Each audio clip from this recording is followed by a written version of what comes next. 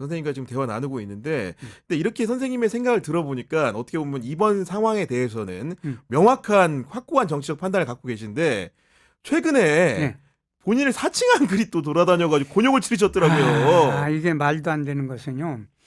제가 그러니까 그 12월 5일 날 네. 그 5천인 서명을 했어요. 근데 이 5천 서명을 할 때 어떻게 되느냐면 그 김홍신이 네. 이제 기억 니은 때문에 그랬겠지만은 네네.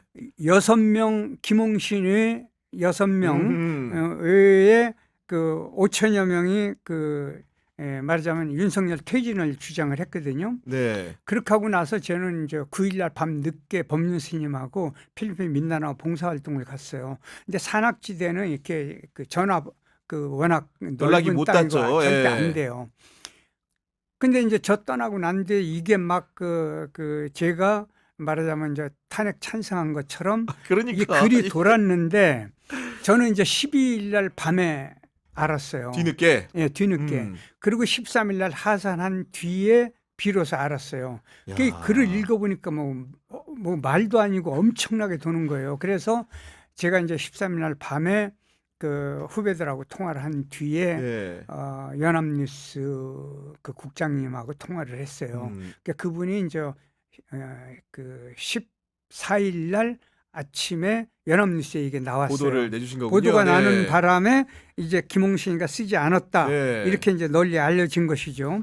그런데 여기에 이제 이게 얼마나 엄청나게 도는지 말도 못해요. 그래서 제가 16일 날 귀국해서 그 오후에 왜냐하면 이게 한 이유가요. 제가 2, 3년 전에 제가 박근혜 전 대통령을 성녀, 이게 성모 마리아 할 때 그 성녀죠. 성녀로 칭송한 카톡과 극우 유튜브에서 낭송까지 했어요. 유사한 일들이 있었군요. 또. 그다음에 예. 이제 어떤 언론사에서 이걸 실었기 때문에 언론사는 언론중재위원회가 네.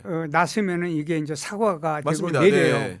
근데 유튜브하고 카톡은 안 됩니다. 언론이 아니기 남아 때문에. 있죠. 네. 그래서 이제 이게 남아 있었고, 그다음에 이제 2년, 1년 전에는 그 민주당 문재인 전 대통령, 그다음에 이재명 대표, 임종석 실장, 탁현민 비서를 비방하는 글이 어마어마하게 또 도는 거예요. 아니 도대체 누가 이렇게 돌리는 겁니까? 그러니까요. 이걸? 예. 그래서 이제 저는 평생 고소 고발은 하지 않으려고 네. 작정을 했어요. 그래갖고 이제 제가 그 비방을 받았거나 좀 억울한 일이 있을 있어도? 때 무고를 죄를 신고해도 될 일들까지도 안 했어요. 끝까지 지켜보자. 근데 이게 언젠가 또 퍼질지 모르지 않습니까? 맞아요. 네. 근데 이번은 할 수밖에 없는 것이 박근혜 대통령 때 제가 블랙리스트가 됐는데 그때도 개인이 고소를 하지 않고 고소를 이제 블랙리스트에 들어갔던 분들이 단체 방으로 고소를 해갖고 승소했거든요. 네. 그때도 개인적으로는 안 했어요, 일부러. 네. 근데 이번은 내비두면은 또 할 것 같아서 할 수 없이 그 YK 법률사무소에 가서 네. 고소를 하고 엊그제 그 경찰청에 가서 이게 고소인 조사를. 고소인 조사도 받았죠. 그 고소인 조사 받으면 보니까 이미 이게 이제 중대 사건이라고 그래가지고 아마 상당 부분 수사가 진행이 됐더라고요. 예. 보니까 어마어마하게 돌고 있는 거예요. 진짜요? 네. 그런데요, 제 카톡이 이제 한 몇백 명이 있지 않습니까? 네.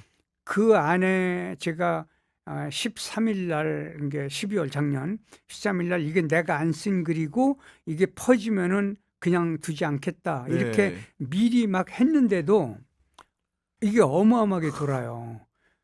그래서 보니까 참 이제 이게 드리기 참 어려운 말씀인데 심지어는요. 네. 제가 안 썼다고 그러니까 섭섭하다는 사람이 꽤 많아요. 무슨 말씀인가 알겠죠? 진짜. 그리고 이 3년 그 박근혜 전 대통령 성녀로 칭송하던 네. 글은요. 그 아주 유명한 극우 유튜버예요. 그분이 낭송을 했길래 제가 어렵게 며칠 연락이 동안 닿아서, 예. 연락을 안 돼요. 예. 그래서 이제 언론사의 도움을 받아가지고 연락이 돼서 통화를 했는데 네. 한 20여 분간인가 입다툼을 했는데 그분이 뭐라고 그러느냐면 이렇게 명문장을 쓸 수밖에 없는 건 김홍신밖에 없다. 그러니까 김홍신이 쓴 거 아니냐라고 생각해서 방송을 했다는 거예요. 아, 정말 그래서 이거 상상 초월인데요? 왜 나한테 네. 확인을 해야 될 거 아니냐. 그랬더니 아니 이렇게 명문장은 당신밖에 못 쓴다. 그래서 나는 했다. 이렇게 주장을 해요. 정말 환장하겠더만요. 이번에도 보니까 뭐 현자 김홍신의 외침 이렇게 돼 있잖아요. 보니까. 네. 그리고 이제 그때 뭐라고 그랬냐면 그분이 마지막에 이렇게 해가지고 그러면 그 성녀 그거를 당신이 안 썼다면 네. 그 양반을 싫어하고 미워한다고 방송을 해도 되냐? 아, 이렇게까지 나와요. 아, 그래서 이게 사람이 한쪽으로 그 생각과 마음이 네. 쏠리는 문제는 제가 그래서 이제 대학에서 석사 교수를 할 때요. 네. 이렇게 주장을 했어요. 지금 이 자리에도 좀 계신 분이 한 분 계신데 제가 뭐라고 그랬냐면 신문도 꼭 세 개를 펼쳐놓고 봐라. 그러니까 좌적인 신문, 맞아요. 우적인 신문과 네. 중립적인 신문 세 가지를 펼쳐놓고 봐야만 이 종합적으로 종합적 네. 사고를 하게 되는데 맞아요. 네. 어느 한 신문만 보면은 한쪽 신문만 보면 그쪽으로 가기가 쉽다. 그다음에 유튜브 카톡을 볼 때도 어쪽을 봐야 되느냐. 맞아요. 네. 양쪽 걸 다 봐야지. 그 지금요 이 가짜 뉴스가 어마어마하게 돕니다. 근데 이게 보니까 저만 당한 게 아니고 제가 얼마 전에 그 작년 12월 말에 그 김영석 교수님을 만났거든요. 네. 근데 그분도 당하고 있더라고요. 아. 그분이 쓴 글로. 그분이 안 쓴 거거든요. 그다음에 그 전에 이제 김지아 선배, 조정래 선배도 네. 이런 유사한 꼴을 일들을 당했거든요. 그러니까 이것을 그 말하자면 이제 그냥 이름께나 있는 사람들의 세속적으로 그 사람들을 이용해서 자기 주장을 그 천하에 널리 알려서 이익을 보려고 하는 세력들. 네. 이건 정말 문제예요. 그다음에 이미 알듯이 그 좀 유명한 분들이 세속적으로 유명한 분들이 왜 극단적 선택을 했거나 고통을 겪는 경우가 꽤 있었지 네, 왕왕 않습니까? 있습니다. 네. 그게 뭐냐면은 해결할 길이 없는 거예요. 한번 오해를 받으면은. 그러니까 답답한 거죠. 예, 네. 답답하고 해결 방법이 없고 그다음에 그 사람을 찾으려면은 앱이 해외에 있는 앱은 찾기가 더 어렵습니다. 그럼 국내에 있는 앱도 직접 가서 고소를 해야 되고 맞아요. 네. 수사하면은 수사 기간이 굉장히 오래 걸립니다. 그러면 선생님이니까 그래 중대 사건이라서 이렇게 할 수 있는 거지. 예. 그러면 네. 이게 오래 가면은 앞에 것만 기억을 하고 뒤에 그 사람이 안 썼다라는 건 짤막한 보도로 끝나는 거예요. 그러면 그동안은 그 사람은 시달려야 되는 거지. 예. 그 사람은 뭐냐면은 그동안은 김홍신이 바른 말하고 말하자면 권력 구조와 싸우고 대통령과 싸워온 그 양심 있는 작가다 이렇게 네. 알려졌는데 이번 건으로 더군다나 김홍신 이게 별게 아니네 이렇게 인식을 하고 그다음에 그쪽 사람들은 오히려 좋아하고 맞아요. 네. 예 이런 것들은 이제 사라져야 할 그 문제입니다. 아니 근데 아까 이제 대화를 나눴다는 그 분들 얘기를 전해 들으니까 전 무슨 생각이 드냐면은 아 이게 그 아까 확진 편향 얘기도 하셨는데 정신 건강의 문제일 수 있겠다. 그런 생각이 불현듯 듭니다, 이게. 네. 근데 저는 이제 그렇게 정신 건강까지는 생각을 네. 못 해봤고요. 이제 한쪽으로 사람이 기울지 않습니까? 한쪽으로 기울어서 그쪽 것만 보게 되면은 말하자면은 그 정신 건강의 문제가 아니고 네. 그 사람은 그걸 그 확증을 하기 때문에 진리라고 믿겠죠. 그게 예. 진리라고 믿기 때문에 네. 그렇게 살 수밖에 없습니다. 그러니까요. 예, 예. 그 아마도 근데 이제 지금 무서운 게 어떤 거냐면은 음. 일부 이제 그 유튜브에 중독된 사람들이 거리로 나가서 부정선거를 주장하는 와중이고 예. 대통령 역시도 스스로를 이제 그렇게 합리화하고 있는데 음. 그 공당이라고 할 수 있는 국민의힘 같은 경우에도 이제 비상계엄 사태 이후에 그 대통령 방탄을 좀 이렇게 너무 기울어지게 하는 게 아니냐 이런 비판이 좀 있거든요. 예, 그것은 다음 선거를 의식을 한 것 같은데 네. 다음 선거에 그렇게 유리하지 않습니다. 그러니까요. 왜 그러냐면 네. 우리 국민이 가지고 있는 그러니까 그 생각해 보세요. 이렇게 절박했던 민족이 선진국이 될 때까지의 그 민주화 그 산업화를 함께 성공한 건 세계 역사상 처음 아닙니까? 맞습니다. 네. 이런 의기를 가진 그 국민이면 그렇게 함부로 거기에 그 동화하거나 편들지 않습니다. 그거는 이제 다음 선거를 아마 지켜보면은 네. 느낄 거라고 생각합니다. 아니 근데 저는 개인적으로 가장 안타까운 부분은 뭐냐면은 뭐 여당이 뭐 선거도 좋고 뭐도 좋은데 아까 선생님 같은 경우에도 당론에 여러 차례 반대해가지고 뭐 복지 상임위 쫓겨나지고 그러셨잖아요. 그렇죠. 그러니까 김상욱 의원 젊은 의원이 소신 있는 의원인데 본인이 뭐 예를 들면 개별 표결을 하겠다 이러니까 당을 나가라 이렇게 한다는 거 아닙니까 지금? 그게 저는 이제 쫓겨나봐서 하는데요.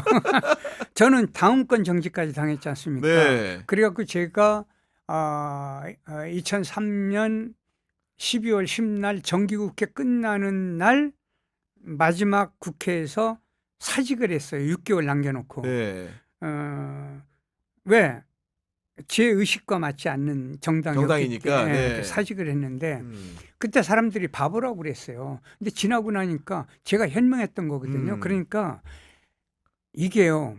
지금 보면은 100% 찬성, 100% 반대가 있지 않습니까? 네. 그러면 그때 우리는 뭐를 얘기하냐면 북한 공산당을 봐라. 그러니까, 네. 거긴 100% 아니냐라고 주장을 하지 않습니까? 네. 그럼 뭐가 달라요? 그렇게 가면 안 되는 것이죠. 음. 그러니까 당 안에서 그 끝까지 반대하는 사람들은 그 당을 도와준 사람이에요. 오히려 도와준 숨통을 사람이에요. 틔워주는 거죠. 예. 그렇죠. 이게 그런 사람이 여러 명이 있어야만 그 정당이 그 뭐라고 할까 그 생기가 예. 있고 그 국민 지지를 받고 그다음에 바른 정치를 할 수 있는 그 틀을 만들어 주는 사람이에요. 그러니까 이런 거 있지 않습니까? 그 맹물에 그 우리가 이제 그 물감을 한 방울만 딱 떨어뜨려도 색깔이 확 변하지 예, 않습니까? 그렇죠. 예. 그러니까 그 양반은 그 당론을 반대하는 그 양반은 그 잉크 한 방울이거나 그 사람의 정신세는 피거든요. 피 한 방울을 넣으면 그 물이 빨개지지 않습니까? 그런 사람으로 인식을 해줘야 됩니다. 아 근데 당론을 어긴다는 표현이 부적절할 수 있는데 네. 당론과 다르게 소신 투표를 하게 되면은 네. 본인을 향한 또 이제 비난도 많기 때문에 버티기가 쉬운 일이 아닐 것 같아요. 버티기가 쉽지 않죠. 왜냐하면 다음 공천도 못 받고 네. 보직을 못 받거든요. 그럼에도 불구하고 다음에 또 국회의원 하는 것보다 그 당론을 네. 거부한 그러니까 국민의 편익을 위한 사람으로 존재하는 것이 훨씬 더 오래 남는. 오래 네. 남는 네. 그다음에 그것이 진정한 정치고 그것이 그 국민을 위한 사람으로 평가를 받습니다. 아 그리고 지금 하나 너무 궁금한 게 생겨서 좀 여쭤보고 싶은 게 생겼는데 선생님 이제 소설가이고 이제 문학도 워낙 잘하시니까 저는 이제 문학을 잘 모르지만 그 대통령이 자주 쓰는 표현들이 있어요. 몇 가지가.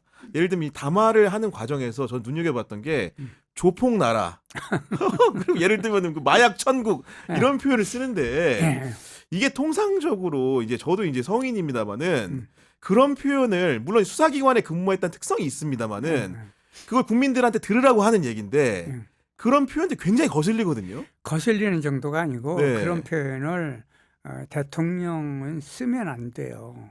왜냐하면 그 언어의 선택이라고 하는 것은 그 사람의 인격과 그러니까요. 네. 맞아 떨어진다. 이것이 이제 그 철학적 사고거든요. 그러니까 그런 표현을 쓰는 건 아니에요. 그런데 이제 그게 꼭 필요할 때는 있어요. 있겠죠. 예. 어떤 경우냐면 이제 사적으로 만났을 때,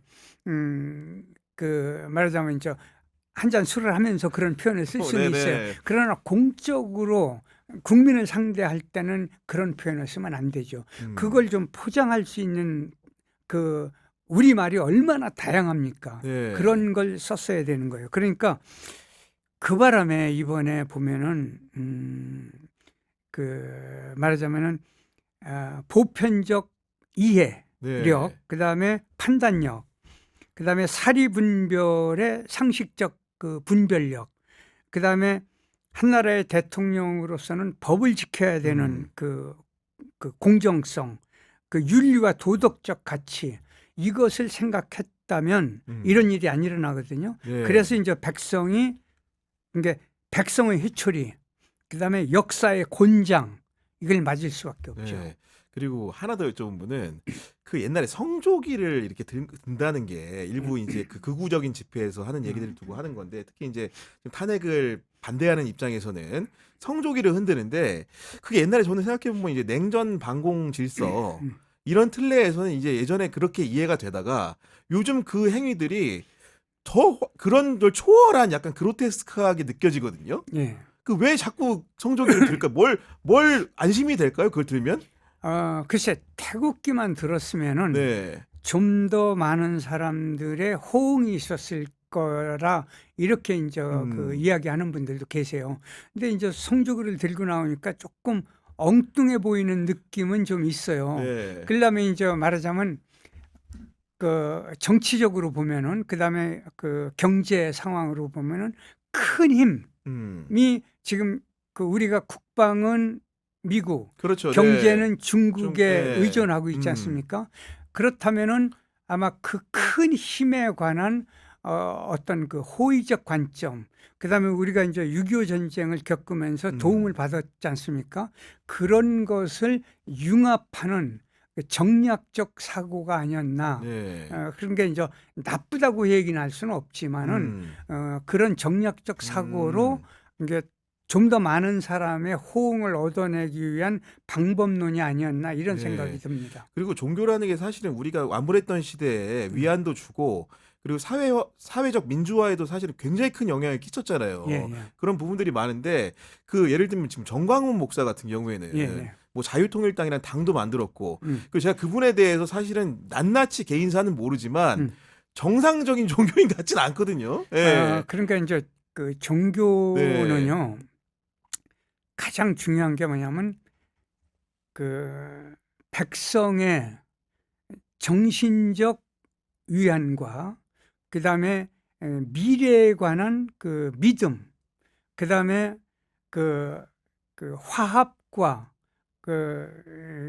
영혼의 승리, 또는 괴로움이 없고 자유롭고 건강하게 살 수 있는 자신감. 네.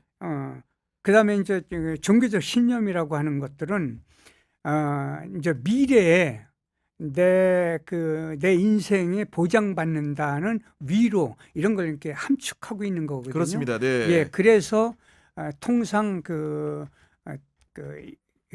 보편적 종교 관점에서는 정치적으로 이렇게 편향하지 않는 것이 좋다. 그러니까요. 이렇게들 네. 말하자면 이제 종교 그 철학자들은 주장을 하고 있습니다. 알겠습니다. 그 끝으로 이제 저희가 지금 아무래도 탄핵 정국을 주로 얘기하다 보니까 보시는 분들이 경우에 따라서는 너무 이제 그 우울한 얘기만 한 게 아니라 생각할 수 있어서 요즘 선생님을 뵈면은 뭐 행복이라는 가치에 대해서도 많이 설파하시잖아요. 그러니까 이런 우울한 시대에 그 행복한 삶을 찾기 위해서 좀 조언해 주실 부분이 있다면 끝으로 좀 말씀 좀 부탁드립니다. 예, 그 생각, 이념, 주장, 이 다름을 인정하는 세상을 만들어 가야 지금 우리가 발전하고 있는데요. 바로 한국은 늘 위기를 겪은 뒤에 업그레이드가 된 나라예요. 그러니까 지금의 우리의 현실을 답답해하거나 가슴 아파하지 말자 이거죠. 네. 이거를 지나고 나면은 반드시 업그레이드되는 나라가 됩니다. 또 하나 말씀드리고 싶은 것은 언젠가는 또 그 계엄이 생길지 모릅니다. 왜 그러냐면 북한이 존재하는 한 언젠가 국지전이나 이런 게 그렇죠. 생길 가능성이 네. 있거든요. 그러면은 그때는 또 이게 계엄이 또 생길 수가 있기 때문에 그 위험을 방지하기 위해서 남북의 평화 공존을 위한 노력이 필요하다. 반드시 필요하다. 이거 몇 가지는 잊지 않았으면 좋겠습니다. 그리고 또 하나 말씀드리고 싶으면은 네. 인생은 제가 늘 주장하는 건데 딱 한 번밖에 못 살아요. 이게 마지막이거든요. 이게 잘 놀다 가지 않으면 불법입니다. 그러니까 너무 네. 지금 현상에 몰입해서 네, 네. 몰입하지 말고 요걸 지나면 반드시 한국은 세계에 그 문명을 전달하는 위대한 국가가 될 네. 것이다. 이런 것을 믿었으면 좋겠습니다. 아니 우스갯소리 들으면은 근데 음. 상대방이 인생 걸고 하는 것 같아가지고 그런 거예요. 그러니까 좀 이렇게 가볍게 지나고 싶은데 네. 그쪽도 네. 민생 거는 것 같아서요. 보니까 네. 글쎄요. 네. 뭐 그것을 탓하고 싶지는 그렇죠. 않지만은 네.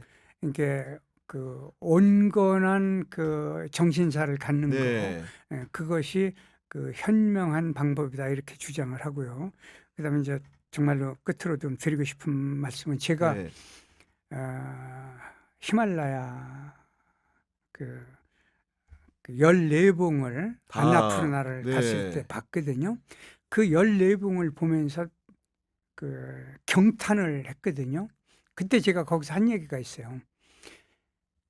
절경을 보고 경탄하면서 온 우주 역사상 오로지 하나밖에 없는 왜 나한테는 경탄하지 않냐 이거죠. 그러니까 나에게 경탄을 하려면 어떻게 해야 돼요? 스스로 아껴야 되는 거 그렇죠. 아니겠습니까? 네. 나를 아껴야 됩니다. 제가 이번에 이제 봉사활동을 갔는데 네. 몇 년 동안 신지 않던 좀 비싸고 좋은 신발을 신고 갔다가 3일째 되던 날 내려오다가 밑창이 이렇게 떨어졌어요. 네. 그래서 털렁털렁하니까 못 내려오니까 법륜스님께서 엎드려서 그걸 이렇게 묶어주었어요. 그러면 내려다가 또 풀어져요. 네. 근데 그때 알은 것이 뭐냐면요. 이렇게 신발도 비싸다고 오래 안 신으면은 밑창이 떨어지더만요. 네. 이렇게 늘 신어줘야 돼요. 그러니까 비싸고 좋고 고급스럽고 아까운 것은 자꾸 써먹어줘야 돼요. 자, 이 세상에서 가장 고급이고 가장 비싸고 가장 존귀한 게 누구예요? 나잖아요. 네, 그렇습니다. 네. 그러니까 나를 잘 써먹어줘야 돼요. 그럼 나를 잘 써먹는다는 건 나만 잘 써먹으면 안 되고 옆에 사람, 국가와 민족 잘 써먹으려면 조금 더 네. 말하자면 내 존재 가치의 존엄성을 인정해야 된다는 것이죠. 네, 알겠습니다. 오늘 뭐 이렇게 정치 이야기를 길게 하다가 마지막에 자아 성찰적인 얘기도 해주셔가지고 네. 저도 이제 많은 가르침을 배운 것 같아가지고 너무 뜻깊은 네. 좋은 시간이었던 것 같습니다. 네, 선생님 기회 되시면 예. 또 한번 모셔서 예. 다른 주제로 그때는 좀 안전한 주제로 좀 이렇게 편안한 주제로 예. 얘기 나눌 수 있는 기회가 있었으면 좋겠습니다. 예. 네. 저도 뭐 이야기를 하다 보니까 네. 저도 슬그머니 약간 화가 올라왔던 것 같습니다. 네. 그래서 이제 조금 마음의 안정을 네. 편안하게 갖도록 하겠습니다. 네.